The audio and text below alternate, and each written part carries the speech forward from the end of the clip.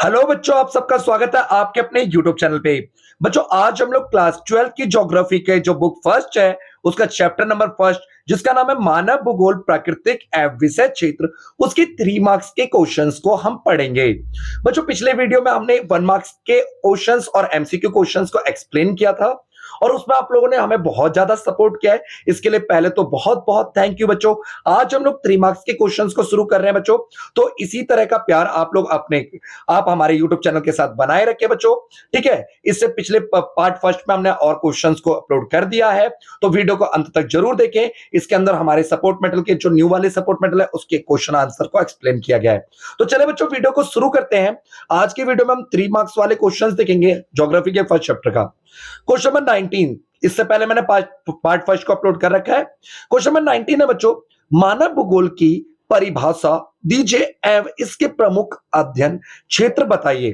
तो बच्चों, भौगोलिक वातावरण तथा मानवीय क्रियाओं के अंतर्गत अंतर संबंधों तथा विभिन्नताओं का अध्ययन ही मानव भूगोल कहलाता है।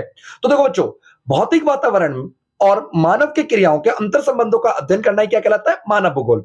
तो फ्रेडरिक राइटजेल साहब जी ने हमारे क्या बोला था बच्चों? फ्रेडरिक राइटजेल कौन है? एक भूगोलवेत्ता थे। इन्होंने कहा था मानव भूगोल मानव समाज तथा धरातल के बीच संबंधों का संश्लेषित अध्ययन है। मानव भूगोल क्या है बच्चों? फ्रेडरिक राइटजेल के अनुसार मानव भूगोल मानव समाज तथा धरातल के बीच संबंधों का संश्लेषित अध्ययन है। मानव भूगोल का अध्ययन क्षेत्र क्या क्या है? मानव भूगोल के अंदर क्या क्या पढ़ते हैं बच्चों? तो किसी क्षेत्र की जनसंख्या व उसकी क्षमताओं का अध्ययन किया जाता है।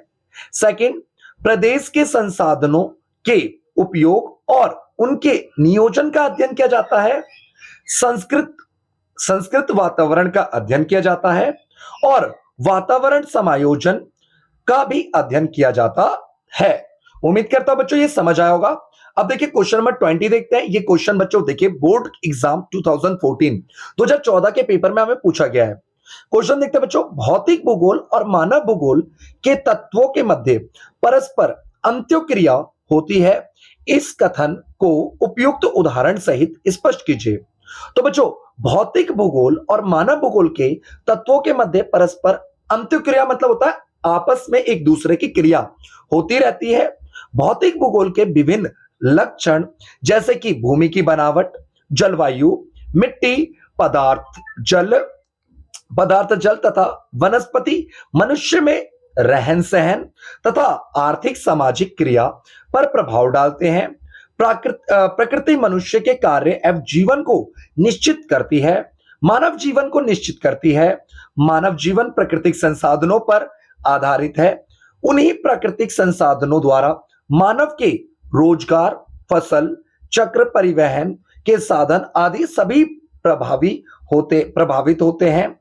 ठीक है बच्चों, सब चीजें क्या होती है? प्रभावित करती है और प्रकृति मानव के विकास में भरपूर अवसर प्रदान करती है और मानव इस अवसर को उपयोग करके अपना क्या कर सकता है? विकास कर सकता है, अपना डेवलपमेंट कर सकता है। ठीक है बच्चों, क्वेश्चन नंबर 21 देखते हैं। क्वेश्चन नंबर 21 भी इंपॉर्टेंट है बच्चों। क्वेश्चन नंबर 21 क्या कह रहा है हमारा? प्रकृति और मानव मनुष्य आपस में इतनी जटिलता से जुड़े हुए हैं कि उन्हें एक दूसरे से अलग नहीं किया जा सकता, कथन को प्रमाणित कीजिए। देखिए वापस से सुन लीजिए क्वेश्चन। प्रकृति और मनुष्य आपस में इतने डीपली तरीके से जुड़े हुए हैं कि उन्हें हम क्या नहीं कर सकते? अलग नहीं कर सकते हैं। तो इसको प्रमाणित करना, इसे प्रूव करके दिखाना है। ठीक है, तो देखिए बच्चों, प्रकृति और मानव को एक दूसरे से अलग नहीं किया जा सकता।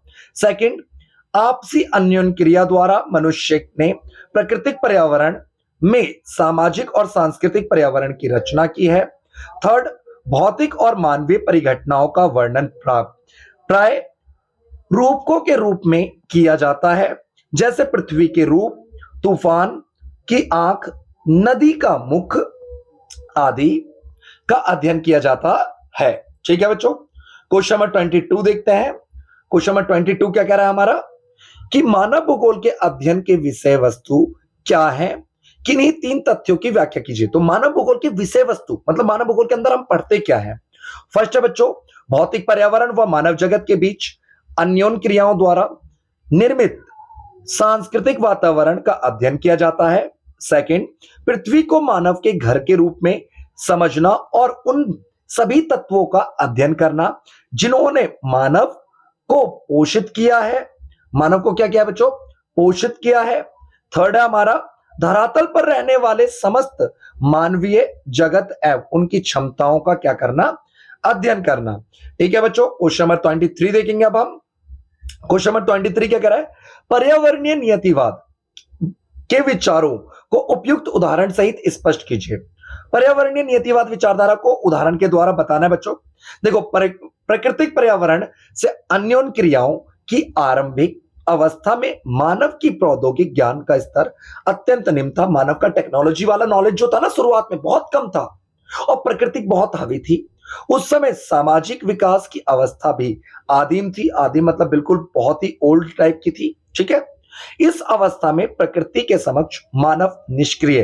प्रकृति के सामने मतलब शक्तिशाली कौन था? प्रकृति शक्तिशाली था और मानव क्या था? कमजोर था, निष्क्रिय था। प्रकृति के अनुसार ही मानव स्वयं को ढालता था।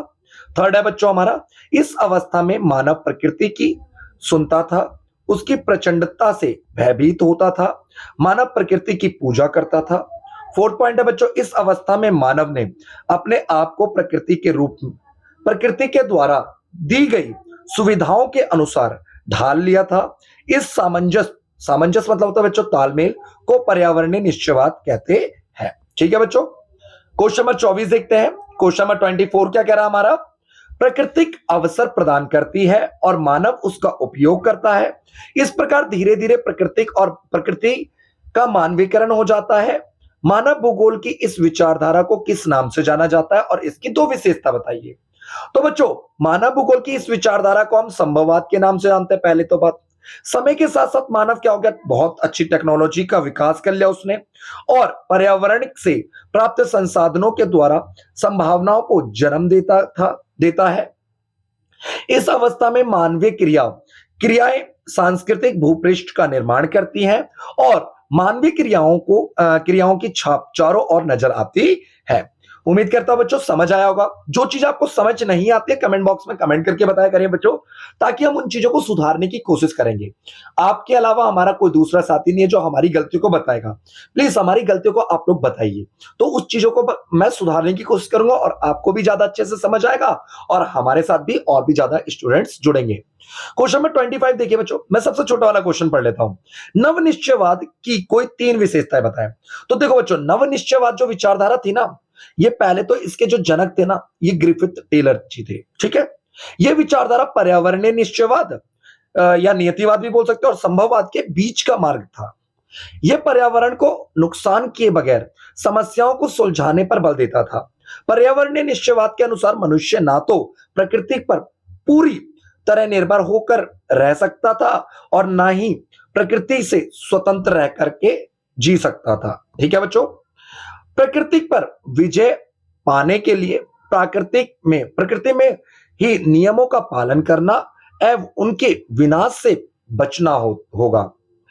प्राकृतिक दोनों का प्रयोग करते हुए प्राकृतिक सीमाओं का ख्याल रखना चाहिए। उदाहरण के तौर पे औद्योगिकरण करते हुए जंगलों को नष्ट होने से बचाना चाहिए और खनन करते समय अति दोहन से बचना चाहिए। ठीक है, एक्स्ट्रा खुदाई करने से क्या होना चाहिए? बचना चाहिए। तो बच्चों उम्मीद करता हूं आपको ये चीजें समझ आई होंगी। क्वेश्चन नंबर 26 देखिए बच्चों। क्वेश्चन नंबर 26 ये हमारा 3 मार्क्स का लास्ट क्वेश्चन है। मानव भूगोल की मानवतावादी विचारधारा से क्या आशय है? तो बच्चों, मानवतावादी विचारधारा का मतलब होता है मानव भूगोल के अध्ययन को मानव के कल्याण और सामाजिक चेतना के विभिन्न पक्षों से जोड़ना था। इसका उद्देश्य 1970 के दशक में हुआ। इसके अंतर्गत आवास, स्वास्थ्य एवं शिक्षा जैसे पक्षों पर ध्यान केंद्रित किया गया। फोर्थ है बच्चों, यह मनुष्य की केंद्रीय एवं क्रियाकलाप भूमिका पर बल देता है। ठीक है बच्चों, नेक्स्ट लास्ट पॉइंट देख लीजिए। इसका पॉइंट नंबर 5 है, इसमें प्रादेशिक असमानताएं, निर्धनता, अभाव जैसे विषयों के कारण एवं निवास पर ध्यान आकर्षित करता है। तो बच्चों, इस वीडियो को हम यहीं पे समाप्त करते हैं। चैप्टर नंबर ज्योग्राफी का जो चैप्टर फर्स्ट है हमारा, उसके हमने 1 मार्क्स का जो क्वेश्चन था, एमसीक्यू क्वेश्चन था, उसको हमने पार्ट फर्स्ट में कवर किया। जो 3 मार्क्स के क्वेश्चन थे बच्चों उसको हमने पार्ट सेकंड में कवर किया और 5 मार्क्स के क्वेश्चनों को हम पार्ट थर्ड में कवर कर देंगे। और हमारे यूट्यूब चैनल पे आपको प्लेलिस्ट मिल जाएगी क्लास 12 ज्योग्राफी की इंपॉर्टेंट क्वेश्चन की, उस पे जाकर के आप लाइन वाइज हमारे सारे वीडियोस को देख सकते हैं बच्चों। हमारा बिल्कुल न्यू चैनल है बच्चों, इसको प्लीज आप लोग सपोर्ट कीजिए, आपके सपोर्ट के बिना कुछ नहीं हो सकता, ठीक है। और कम अगर वीडियो अच्छी लगी हो तो कम से कम एक फ्रेंड के साथ और एक स्कूल ग्रुप में शेयर करना ना भूलें। और वीडियो में कुछ सुधार की जरूरत है तो कमेंट बॉक्स में कमेंट करके जरूर बताएं और हम उस चीज को सुधारने की पूरी कोशिश करेंगे बच्चों। Thank you for watching our YouTube channel. Video को अंत तक देखने के लिए आपका बहुत बहुत धन्यवाद। जिन्होंने नहीं भी देखा पूरा अंत तक उनको भी बहुत बहुत धन्यवाद। बच्चों मिलते हैं अगली वीडियो में फिर 5 अंक वाले जो 5 मार्क्स वाले क्वेश्चन है उनके साथ। Thank you for watching.